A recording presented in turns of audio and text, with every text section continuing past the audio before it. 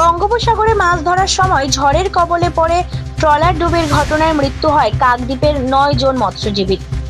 রাজ্যের বিরোধী দলনেতা শুভেন্দু অধিকারী কাকদ্বীপের মৃত 9 জন মৎস্যজীবীদের পরিবারের সঙ্গে দেখা করার পাশাপাশি আর্থিক সাহায্য তুলে দিতে আসেন।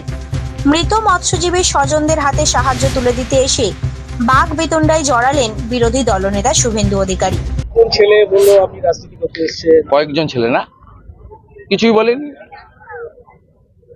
একজন ছেলে জানতে চেয়েছিল তৃণমূলের পঞ্চায়েতের হাজবেন্ড, আমি চিনি, ওর বউ এখানকার পঞ্চায়েত, ছাপ্পা মারা পঞ্চায়েত।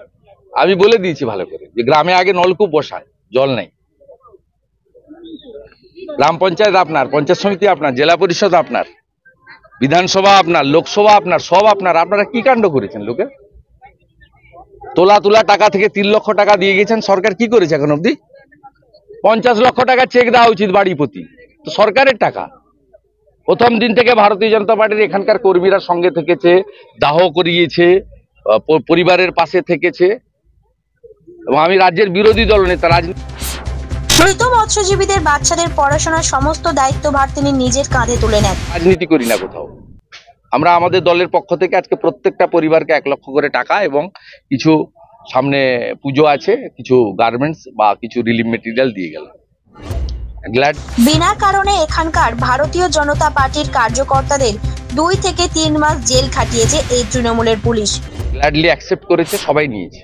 একটা কথা আপনি বললেন যে বার্ধক্য বা বিধবা ভাতা যদি চালু না হয় আপনারা ব্যবস্থা। বার্ধক্য ভাতা, বিধবা ভাতা 1000 টাকা করে দেওয়া হয় এনওএপি প্রোগ্রামে, national social assistance programme. Bharat সরকার 800 টাকা দেয়, রাজ্য সরকার 200 টাকা দেয়। এরা নিজেদের নামে চালায় যে পিসির টাকা। 1000 টাকার 800 টাকা দেয় ভারত সরকার, দিল্লি থেকে আসে 200।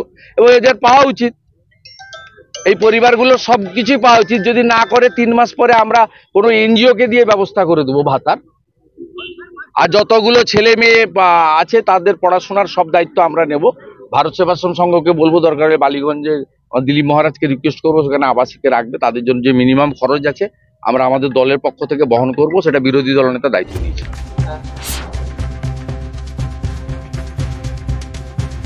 রেডময় নস্করের রিপোর্ট, জেলার বার্তা।